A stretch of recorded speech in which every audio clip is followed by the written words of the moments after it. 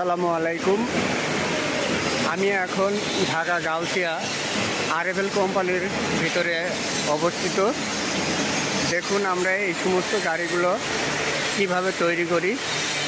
এই দেখেন, এই সমস্ত গাড়িগুলো আমরা সব নিজের হাতে তৈরি করতেছি।